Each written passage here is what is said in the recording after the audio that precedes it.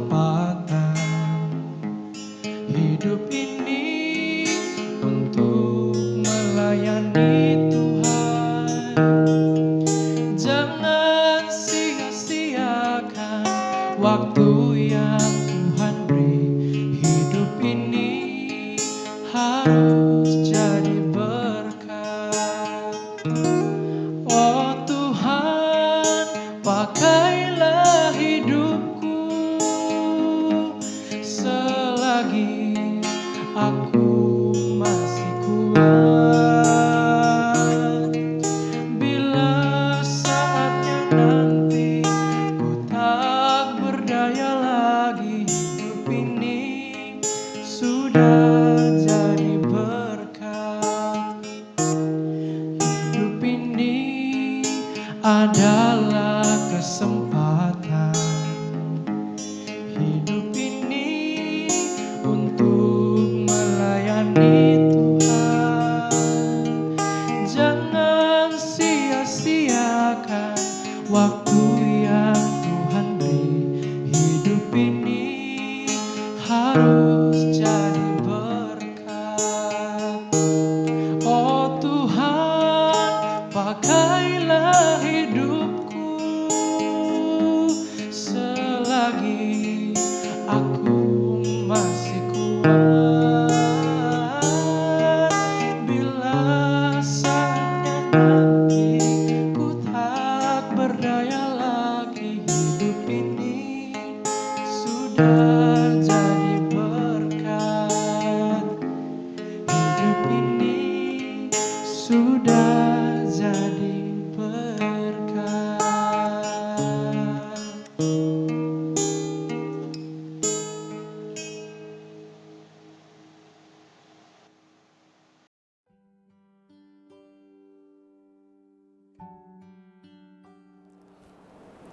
Shalom dan selamat datang ke siri video KKR Online ini. Terima kasih karena pada malam yang ketiga ini kita semua masih lagi setia bersama menonton video ini. Untuk sahabat-sahabat yang sudah terlepas dua video yang sebelum ini, silakan menonton video itu di dalam saluran ini. Sebelum kita teruskan kepada pelajaran kita, mari kita berdoa. Ya Bapa di surga, terima kasih karena pada malam yang ketiga ini kami masih berkesempatan untuk belajar firman Tuhan melalui rancangan online ini. Kiranya Tuhan menyertai sementara kami belajar firman Tuhan supaya kami boleh mengerti apa yang kami akan belajar pada malam hari ini. Dalam nama Yesus kami sudah berdoa, amin. Oke, pada malam ini kita akan langsung kepada pelajaran kita untuk topik yang ketiga, yaitu nilai sebuah jiwa. Berapa sebenarnya harga sebuah jiwa itu, ataupun berapa sebenarnya harga manusia? Saya mulakan pelajaran pada malam ini dengan mengambil sebuah cerita yang berlaku di negara Spanyol. Pada satu hari, seorang anak gadis yang masih muda telah diculik. Nah, apa yang berlaku kemudiannya, sang penculik itu ataupun kumpulan penculik itu menuntut uang tebusan dari orang tua kepada anak gadis ini. Nah, orang tua kepada gadis ini sangat sedih dan sangat takut dan bimbang oleh karena kebanyakan case culik yang berlaku di negara itu selalunya apabila uang tebusan sudah dibayar, mangsa culik tidak dipulangkan kepada keluarga. Namun untuk keluarga ini nasib mereka sedikit berbeza karena polis bekerja menangkap ke semua 9 orang penculik ini dan anak gadis ini dapat pulang ke rumah ke pangkuan keluarga dengan selamat. Nah, si penculik ini ataupun kumpulan penculik ini meminta 900.000 US dollar sebagai uang tebusan. Bayangkan berapa banyaknya 900.000 US dollar itu kalau ditukar ke ringgit Malaysia bersamaan dengan 3,8 juta ringgit Malaysia. Bayangkan berapa banyak barang yang kita boleh beli dengan duit sebanyak 3,8 juta ringgit. Tapi adakah harga ataupun nilai anak gadis itu 3,8 juta ringgit? Kalau saya bertanya kepada yang mempunyai anak-anak, kalau saya katakan saya mau membeli anak kamu dengan harga 3,8 juta ringgit, adakah kamu pikir-pikir harga anak kamu itu adalah 3,8 juta ringgit? Nah, berapa sebenarnya nilai seorang manusia. Alkitab menjelaskan berapa nilai kita yang sebenarnya. Menurut Mazmur 49 ayat 6 hingga 8, firman Tuhan katakan, mereka yang percaya akan harta bendanya dan memegahkan diri dengan banyaknya kekayaan mereka. Tidak seorang pun dapat membebaskan dirinya atau memberikan tebusan kepada Allah ganti nyawanya. Nah, mari kita pikirkan, siapa sekarang ini orang yang terkaya di dunia? Berapa banyak uang yang dia ada? Firman Tuhan katakan berapa banyak pun uang yang dimiliki oleh seseorang, uang itu tidak akan dapat membayar harga keselamatan. Seterusnya firman Tuhan katakan karena terlalu mahal harga pembebasan nyawanya dan tidak memadai untuk selama-lamanya. Firman Tuhan katakan harga seseorang itu sangat mahal dan untuk selama-lamanya tidak akan pernah ada jumlah uang yang mencukupi untuk membayar harga keselamatan seseorang itu. Jadi berapa sebenarnya harga? Ya terlalu mahal, tapi berapa sebenarnya harga bagi seseorang itu? Nah, firman Tuhan dalam 1 Korintus pasal 6 ayat 20 mengatakan, sebab kamu telah dibeli dan harganya telah lunas dibayar. Karena itu muliakanlah Allah dengan tubuhmu. Alkitab mengatakan bahwa kita sekarang ini sudah dibeli dengan harga yang sudah lunas dibayar oleh Tuhan. Oleh karena itu kita harus memuliakan Tuhan. Kalau kita sadar betapa tubuh kita ini bukan milik kita seharusnya menjaga dengan sebaik-baik mungkin. Dan sebentar tadi firman Tuhan katakan harga seorang manusia itu terlalu mahal. Oleh itu kita harus pelihara dengan sebaik-baiknya. Namun masih ramai orang di luar sana yang tidak sadar sebenarnya diri mereka mempunyai tanda harga yang sangat mahal. Oleh itu masih ramai yang berusaha untuk menambahkan nilai diri supaya orang lebih menghormati dan memandang tinggi diri seseorang itu. Ada sebuah cerita yang mengisahkan tentang seorang anak muda yang berasal dari Puerto Rico yang pergi melawat ke negara Amerika.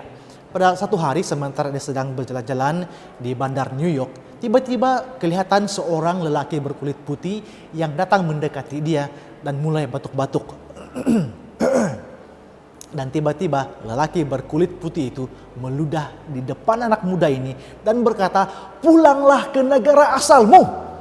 Nah, pada pendapat kita, berapakah harga anak muda yang berasal dari negara Puerto Rico itu bagi lelaki yang berkulit putih itu? Pasti harganya terlalu rendah kan? Bagi Tuhan, harga manusia itu terlalu tinggi. Firman Tuhan katakan tadi. Firman Tuhan juga sebentar tadi mengatakan bahwa tubuh kita ini sudah dibeli dengan harga yang sudah lunas dibayar. Imamat 19 ayat 28 mengatakan, janganlah kamu menggoresi tubuhmu karena orang mati, dan janganlah meraja tanda-tanda pada kulitmu. Akulah Tuhan. Firman Tuhan katakan kita sebagai orang-orang Kristen tidak seharusnya menambah raja ataupun gambar ataupun tatu pada tubuh kita. Nah, kalau sudah ada, ya apa boleh buat? Kita boleh jadikan itu sebagai kenang-kenangan lah.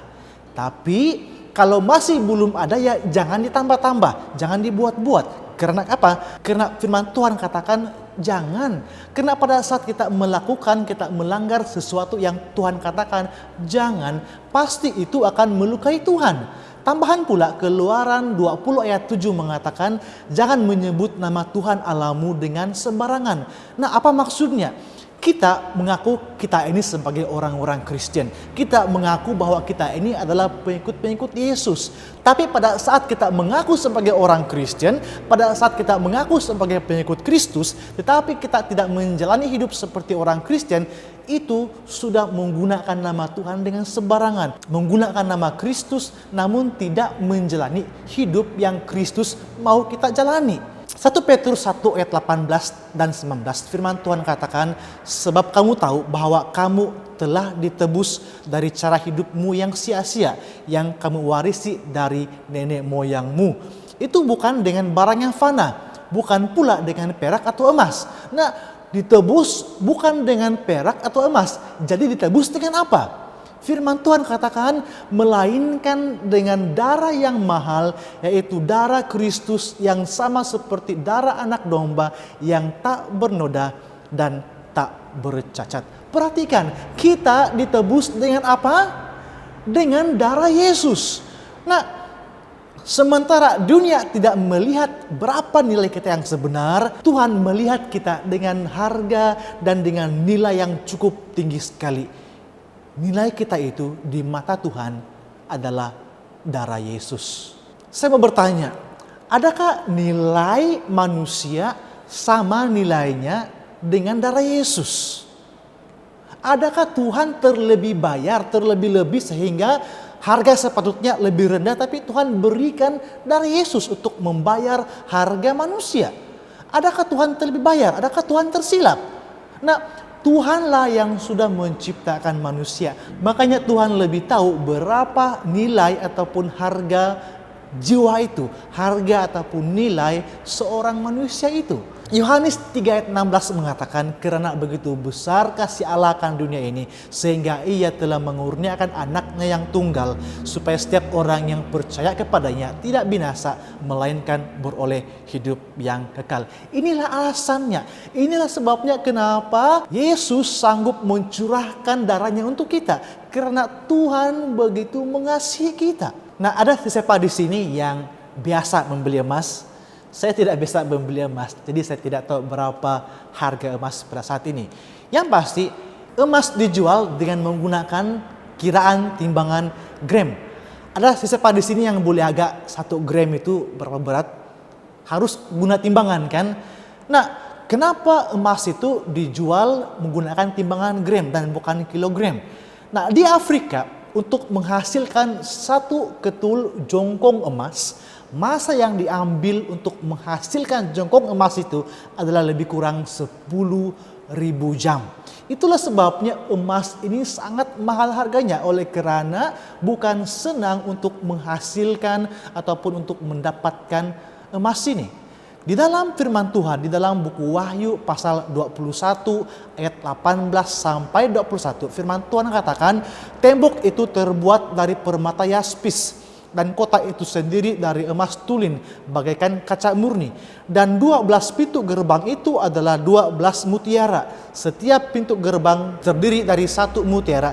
Dan jalan-jalan kota itu dari emas murni bagaikan kaca bening. Nah, apa maksudnya kaca bening? Maksudnya ialah lutsinar ataupun transparent. Nah, pernah nampak emas yang transparent ataupun emas yang lutsinar sebelum ini? Nah, firman Tuhan katakan nanti di dalam kerajaan surga, jalan-jalan di kota itu tempat kita akan pijak-pijak nanti diperbuat daripada emas yang lutsinar ini. Bayangkan kalau Tuhan harus membayar semua kos untuk membina surga ataupun membina rumah di mana kita akan tinggal nanti. Bayangkan kalau Tuhan harus membayar semuanya itu. Berapa kos yang Tuhan harus bayar untuk menyediakan tempat itu bagi kita? Kalau menggunakan harga pasaran di dunia ini pasti cukup mahal sekali. Sekarang ini saya mau tanyakan soalan lagi. Siapa yang lebih berharga? Siapa yang lebih mahal harganya? Kaca yang jernih itu nanti dalam kerajaan surga ya. Kaca yang jernih itu ataupun orang-orang yang akan berjalan di atas kaca yang jernih itu. Siapa yang lebih berharga? Pastilah orang-orang yang berjalan, yang menginjak-injak emas yang mahal itu nanti. Nah, siapa yang mau ke sana? Saya mau ke sana. Saya harap semua kita yang menonton juga mau ke sana. Nah, bolehkah kita ke sana? Dengan kasih karunia Tuhan, pasti saya dan kamu boleh berjalan di atas jalanan yang diperbuat daripada emas yang jernih itu nanti. Amin. Mari kita sama-sama ke sana. Nah, jadi sekarang ini kita sudah tahu orang yang berjalan, yang menginjak-injak emas yang mahal itu harganya lebih tinggi. Tapi berapa harga kita yang sebenarnya? Firman Tuhan tadi sudah katakan harga kita adalah darah Yesus. Itulah harga sebuah jiwa. Itulah harga seorang manusia. Darah Yesus. Tapi kenapa sebenarnya Tuhan meletakkan harga yang begitu tinggi terhadap manusia? Kenapa harga kamu dan saya begitu tinggi sekali? Nah, jawabannya adalah karena kamu dan saya adalah sangat unik. Tidak ada orang yang sama. Bahkan kembar seiras sekalipun tidak ada yang 100% sama. Sama seperti cap jari, walaupun kelihatan sama, tapi apabila dilihat dengan lebih dekat, semua cap jari itu adalah berbeza. Begitulah kamu dan saya. Semua kita adalah berbeza. Apa yang saya mau katakan di sini? Nah, Tuhan menciptakan hanya satu versi dari kamu. Tidak ada yang lain. Tuhan menciptakan cuma satu orang saja saya. Tidak ada yang lain lagi yang seperti saya. Cuma satu saja. Sangat unik dan cuma satu. Nah, risiko apabila kita cuma ada satu saja ialah apabila kita kehilangannya, kita akan terus kehilangan benda itu. Tidak akan kembali lagi. Itulah sebabnya oleh karena Tuhan begitu mengasihi kita, Tuhan membayar kita dengan darahnya untuk memastikan supaya tidak ada yang akan hilang, supaya semuanya akan kembali kepada Tuhan. Yesaya pasal 13 ayat 12 firman Tuhan katakan, "Aku akan membuat orang lebih jarang daripada emas tua dan manusia lebih jarang daripada emas Ofir." Saya ingin kongsikan sebuah cerita mengenai seorang ibu yang mempunyai 6 orang anak. Anaknya yang paling bungsu bernama Hekta selalu saja membuat ibunya risau dan bingung di rumah. Kenapa? Karena Hekta ini anak yang sedikit nakal berbanding adik-beradiknya yang lain. Ibunya sudah berusaha untuk memperbetulkan kehidupan Hekta, tapi Hekta ini tetap suka bergaduh, suka berada di jalanan, dan suka untuk melakukan hal-hal yang jahat. Pada satu hari, pada usia 13 tahun, oleh karena perbuatan Hekta sendiri, dia telah ditangkap dan dipenjarakan. Hekta pada waktu itu dipenjarakan di kawasan pergunungan yang sangat jauh dari ibunya. Adakah itu menghalang ibunya untuk mengasihi Hekta? Sama sekali tidak. Bahkan hati ibu ini hancur melihat kehidupan Hekta yang seperti itu. Bahkan jarak yang begitu jauh memisahkan tidak menghalang sang ibu untuk melawat Hekta setiap hari Ahad. Sang ibu ini tidak mempunyai uang yang banyak dan dalam masa yang sama dia ini orang yang kurang sehat. Dia ada asma dan juga menderita sakit-sakit sendi. Nah, sang ibu berusaha untuk mencari uang untuk membayar tambang untuk melawat anaknya Hekta yang berada di pergunungan yang ditahan di penjara. Cuaca di pergunungan ini sangat sejuk dan itu sukar untuk sang ibu karena dia menghidap penyakit asma. Oleh itu, anak-anaknya coba untuk membantu sang ibu ini untuk pergi melawat Hekta di penjara. Beberapa tahun berlalu, Hekta dibebaskan dari penjara. Namun Hekta ini masih tidak berubah. Hekta menjadi orang yang bertambah-tambah jahat. Dan tidak lama kemudian dia ditangkap dan dipenjarakan semula. Anak-anak yang lain kasihan melihat sang ibu ini menderita. Sang ibu selalu saja tidur sekitar jam 2, jam 3 pagi oleh karena selalu memikirkan nasib Hekta di penjara. Itulah kasih seorang ibu. Adik-beradik yang lain sering berkata, "Ibu, lupakan sajalah si Hekta itu. Buat apa lagi pikirkan dia?" Tapi sang ibu tidak pernah melupakan anaknya Hekta ini. Nah, setiap hari Ahad seawal jam 4 pagi, sang ibu sudah bangun untuk menyediakan makanan yang dia akan bawa ke penjara untuk berikan kepada anaknya Hekta. Nah, itulah kasih sang ibu ini. Pada satu hari, semua adik-beradik ini berpakat-pakat untuk tidak mau menemankan ibu mereka ini untuk pergi melawat Hekta di penjara. Tambahan pada waktu itu ribut salji sedang melanda. Jadi pada saat sang ibu membawa ataupun mengajak anak-anak ini untuk pergi melawat Hekta, anak-anak katakan, "Oh, hari ini kami tidak boleh pergi, kami sibuk," sekian dan sekian alasan yang mereka berikan. Sang ibu katakan, "Oh, baiklah." Dan anak-anak ini berpikir yang sang ibu juga sudah tidak mau pergi. Tetapi apabila mereka bangun dan mencari-cari sang ibu, ternyata sang ibu sudah tidak ada di rumah. Walau sendirian, dia tetap pergi ke penjara untuk melawat Hekta untuk membawa bekal makanan yang dia sudah masak seawal jam 4 pagi itu. Nah, 5 tahun berlalu, adik-beradik mulai berpikir yang sang ibu sudah melupakan Hekta. Pada satu malam sambutan tahun baru, mereka sedang berkumpul di rumah untuk merayakan tahun baru. Nah, tiba-tiba sang ibu hilang dari kalangan anak-anak. Di mana ibu kita berada? Dan anak-anak itu mulai mencari di mana sang ibu itu berada. Ternyata sang ibu sedang berada di dalam biliknya, sedang terduduk di lantai dan menangis-nangis. Anak-anak bertanya, "Ibu, kenapa lagi? Lupakanlah basi hekte itu. Kami anak-anak ibu ada di sini bersama-sama. Buat apa lagi mau ingat-ingat dia?" Sang ibu katakan, "Setiap anak-anak saya mempunyai tempat yang istimewa di dalam hati saya. Setiap kamu dan hekte juga ada tempat yang istimewa di dalam hati saya." Kalau seorang ibu yang berdosa, yang tidak sempurna boleh katakan kata-kata itu, apalagi Tuhan. Pasti Tuhan juga sudah sediakan satu tempat yang istimewa bagi kamu dan saya di dalam hatinya. Saudara dan saudari, nilai kita, harga kita sebagai manusia sangat tinggi sekali. Jangan pernah pandang rendah siapa kita ini. Kita begitu dikasih oleh Tuhan dan harga kita cukup mahal. Tuhan begitu mengasihi kita. Kita punya satu tempat yang istimewa di dalam hati Tuhan. Oleh itu jangan sia-siakan hidup kita. Pergunakan yang sebaik mungkin. Pelihara tubuh kita. Karena tubuh kita ini bukan pun milik kita. Tubuh kita sudah lunas dibayar. Tubuh kita ini adalah milik Tuhan. Mari kita berdoa. Bapa di sorga, terima kasih pada malam ini kami sadar bahwa Tuhan begitu mengasihi kami. Terima kasih bahwa kami sadar darah Yesus sudah tertumpah untuk memastikan bahwa tidak ada satupun anak-anak Tuhan yang akan hilang. Bahkan semua kami akan dapat masuk ke dalam kerajaan surga, tinggal bersama-sama dengan Tuhan oleh karena darah Yesus sudah tertumpah untuk menebus kami satu persatu.